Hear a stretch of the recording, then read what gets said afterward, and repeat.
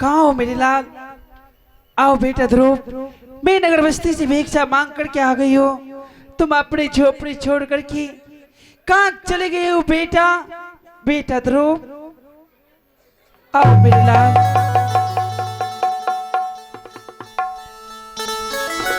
बेटा ध्रुव, देरी नरेला हगा बार बेटा,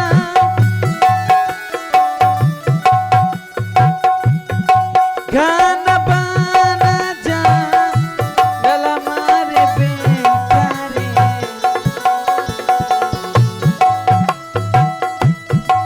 यो होता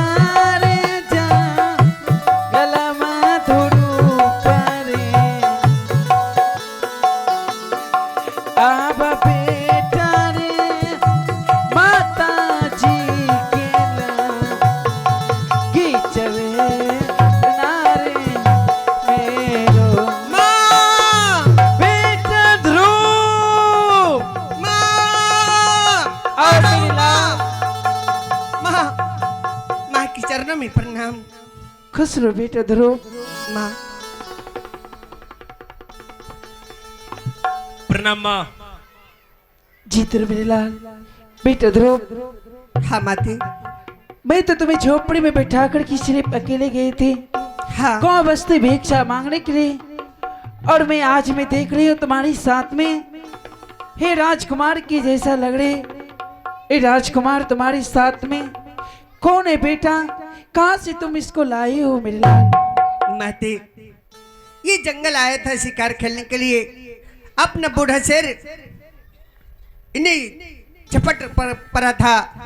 शायद इनकी आवाज मेरे कानों तक नहीं आते तो मैं दौड़कर नहीं जाते जंगल, बूढ़े शेर को नहीं बचाते इनसे तो इन्हें नोच नोच कर खा जाते।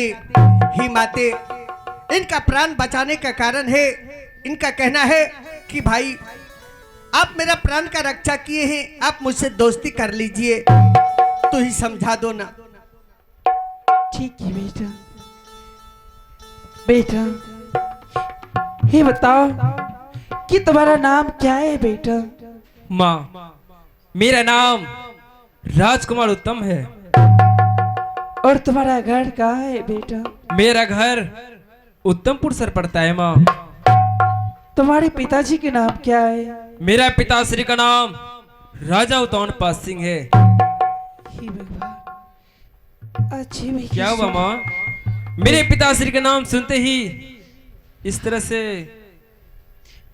बेटा इसलिए मैं उदास लगती हूँ कर रही हो कि बेटा तुम एक राजकुमार हो, एक राजकुमार हो, और तुम जाओ अपने बराबरी में दोस्ती लगाना। यहाँ से तुम अपने घर चले जाओ। आज से तुम इस जंगल में कभी नहीं आना। माँ, मैंने इस जंगल में शिकार खेलने के लिए आया था। क्या? और शिकार खेलते खेलते अचानक एक बूढ़ा शेर ने मेरे ऊपर टूट पड़ा खाने के लिए। जब मैं उस जंगल में आवाज लगाया बचाओ बचाओ, तो यही भैया ने आके मेरा प्राण का रक्षा किया।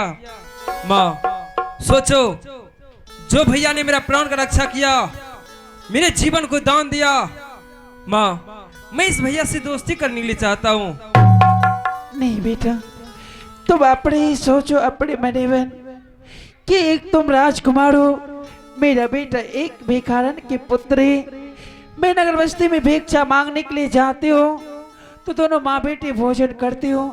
अगर मैं भिक्षा मांगने के लिए नहीं चाहती हूँ तो दोनों माँ बेटी में भूखी रह जाती हूँ। अरे माँ, भिखारन है तो क्या? क्या दोस्ती गरीब और अमीर में नहीं होते क्या? होते हैं बेटा। माँ, अगर दोस्ती गरीब और अमीर में नहीं होते हैं तो बताओ कृष्ण और सुदामा में दोस्ती कैसे हुए थे? वाह वाह वाह, ये पुरस्कार के दौर में आ गए हैं। टुनटुन मुखिया और सिया कुमार बासदेवपुर के निवासी है। इन्होंने सिया कुमार ने 21 रुपये और टुनटुन मुखिया की तरफ से 11 रुपये पुरस्कार दिए हैं इस माँ के आंचल में पुत्र को भोजन कराने के लिए। और अंचल कुमार चंचल कुमार गाया रहका का निवासी है। 51 रुपये शानदार पुरस्कार भेजे हैं और उसका कहना है कि माँ के सीने में अमृत की धारा होती है, नारी के सीने में अमृत की धारा होती है, जिससे कि पीकर दुनिया संसार जीती है। हमारी कंपनी हार्दिक स्वागत वंदन करती है, धन्यवाद। और साथ ही साथ आ रहे हैं, थोड़ा दूध पी ले तो माया। हाँ आइए, दिलखुश कुमार और सोहन मंडल सोहन जी और दिलखुश कुमार की तरफ से 11 रुपये पुरस्कार आया है इस माँ के आंचल में पुत्र को भोजन कराने के लिए। हमारी कंपनी स्वागत वंदन करती है।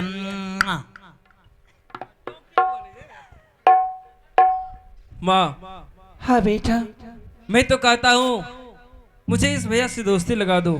बेटा उत्तम, ये दोस्ती नहीं हो सकते। माँ, अगर ये दोस्ती नहीं हो सकते तो मैं अपने दोस्त के लिए मैं तुम्हारे चरणों में अपने सर पट के प्राण त्याग दूंगा। रुक जाओ बेटा, अपने प्राण त्यागने के बाद मत बोलो।